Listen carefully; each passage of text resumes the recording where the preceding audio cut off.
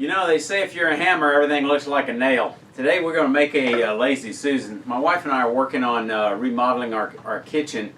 We're not doing the work, I'm having it contracted out, but we're looking at replacing a cheesy plastic Lazy Susan in one of our cabinets. And I looked around on Amazon for some of the little turntables they had and didn't really like what I saw, so I thought, what the heck, I'll make one. So let's get out there and hammer that nail. So I look around Amazon and I found these 4-inch Lazy Susans. They were using artillery round off because when I measured them they were only 3 3/4. But I think they'll get the job done. They were only about $3 a piece and you get a package of 4. So I'll probably have one left over from my shop. Then I looked around for a scrap of wood that was 10 inches, which is what I need.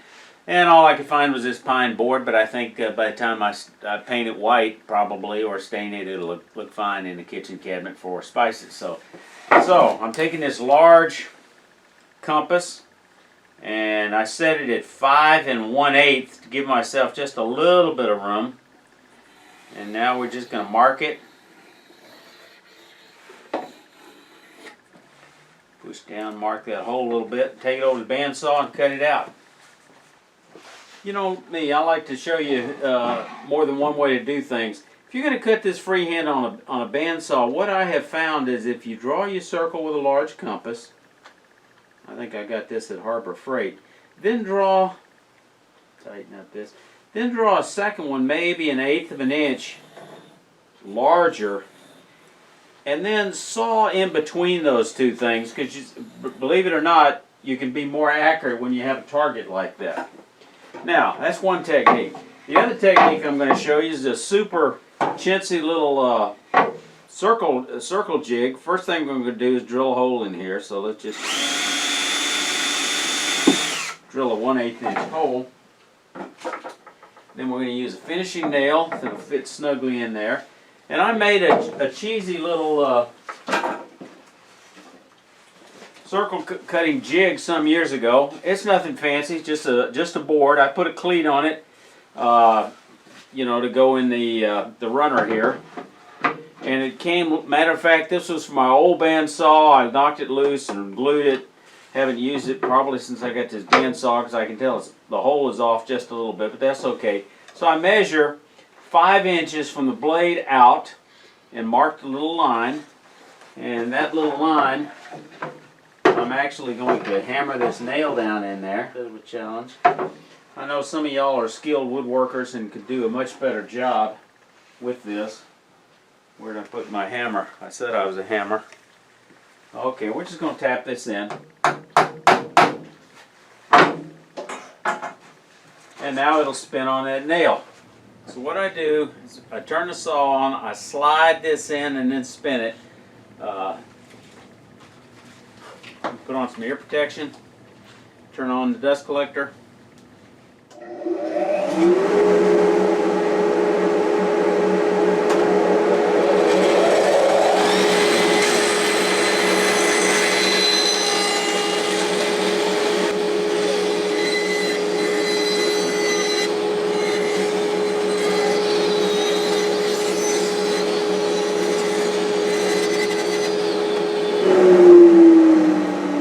To have this on a bloopers video. I didn't hammer this in enough, then I wound up pushing this in too far. Next thing you know, I have something that doesn't look like a circle, so let's start all over again with a different board, if I can find one. Just want to mention this new product I got from Woodturner's Wonders called Slick Stick. It's good for a number of things, but one of the things, it reduces the friction if you put just a little bit on each side of your bandsaw blade. It's not a paid endorsement, I'm just a satisfied customer. Okay, we're going to forget that cheesy little jig I showed you. We're going to go back to square one. We're going to mark the center of this by going from corner to corner. And just a shade over 5 inches, my final height.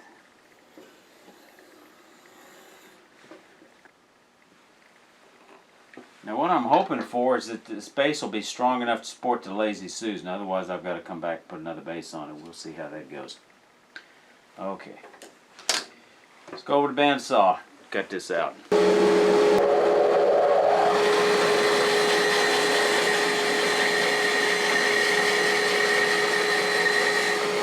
Alright, so I'm going to put the board on a woodworm screw. I always rub a little paraffin, made it a little easier to go on and off. Now, this board's an inch thick. I'd probably preferred 3/4, but this will work out just fine. I can take it down if I like. So what I did was measure. I'm going to use these spacers, and then I measure the distance here and make sure that it will clear the bottom, and it will. So I'm going to put these spacers on, put the wide one on. Actually, I'm going to put the small one on first and then the wide one.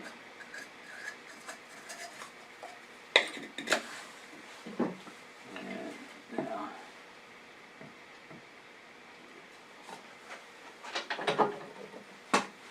you want it snug, not enough that you strip out the threads, but enough where it's not going to tighten while you're turning.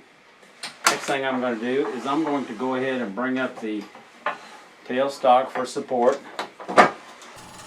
So I take a 1/2 inch bowl gouge, that's North American measurement, not British, and start truing up the edge.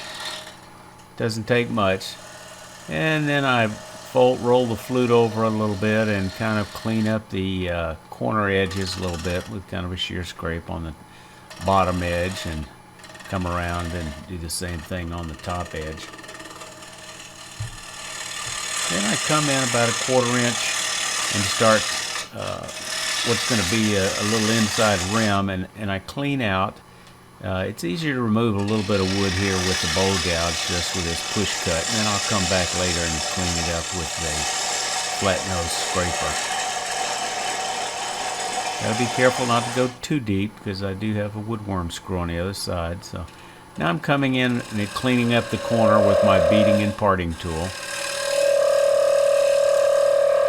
And after cleaning up that corner, I'm going to switch over to this large square scraper. I made this. They're fairly easy to make out of high-speed steel. I'll have a link to that video here if you're interested. And this shows, this is not a negative rake, so I've got to lift the handle up and have it have the cutting edge lower than the handle. And you can see I'm getting some nice clean shavings as I kind of flatten this across. And I check it with a ruler, make sure I'm keeping it flat, and come back and do a little fine tuning based on what might look like high spots. Again, very nice fluffy shavings.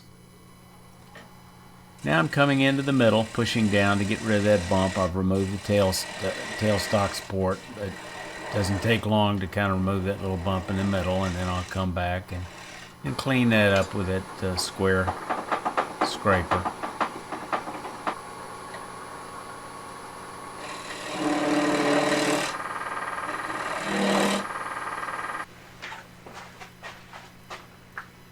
And raising a burr, fresh burr on my scraper, it got a little dull, so I honed the top and just used carbide honing rod, and tune it up one more time, getting those nice fluffy shavings, and do a final check, make sure everything is consistent and flat. Come in there, do a little sanding with my Woodturner's Wonders angle drill sander. Alright, now it's time to reverse this thing. So I'm going to take the chuck off, and I'm going to use this back plate. Actually, this is got fun foam on it. This is actually a vacuum chuck. So I mount my vacuum chuck, even though it's a flat plate. And quickly bring up the tailstock. Put in my 60-degree cone. It's going to fit into that hole that I had for the woodworm screw. I get tremendous pressure with this vacuum chuck because of that large surface underneath there that's open. And before I turn on the vacuum, I'll just do... I made several lines to approximate the size that the Lazy Susan hardware would fit in, and I checked it against the size, and now I'm just taking out a little bit, about a quarter of an inch deep, no more than that.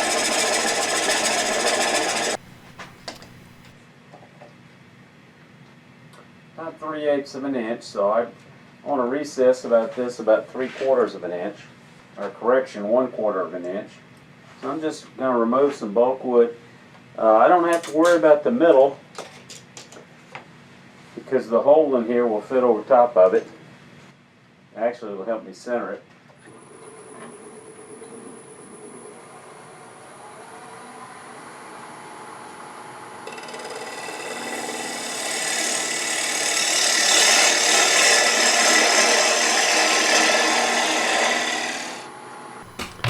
Again, I use the beating and parting tool to clean up the shoulder to get it nice and square.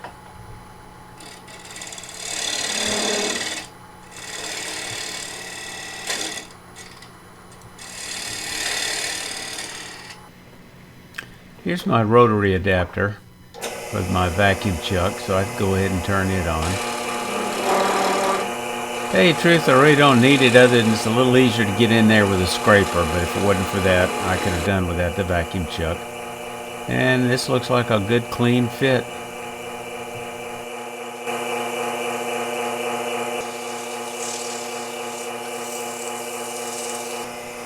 I try to remove this by hand. You can tell just how strong that vacuum is on this thing because it's such a large surface. I'm going to mount these with number 6 5/8 inch screws. This is hard maple, so it would be very difficult to drive the screw in here without the possibility of stripping it or something, unless you drilled a hole. But the alternative to drilling a hole, which is a lot simpler, is using this birdcage awl. I've got a close-up of this. I've got a video of this up here, if you're interested in watching that, on making one. And the advantages of the birdcage awl, which actually drills a hole. Now, except for finishing, this is done. I'm very pleased with how stable this is with just that base. There's no need in this case for me to have to put a wooden base on here. I used some Krylon clear acrylic spray for a fast finish. I'm real pleased with how these turned out. I made 2 of them, and I think my wife will like them. If you've got a wood turning solution for a more traditional woodworking project, I'd be interested in hearing your solution below. Y'all stay safe. Come on back here.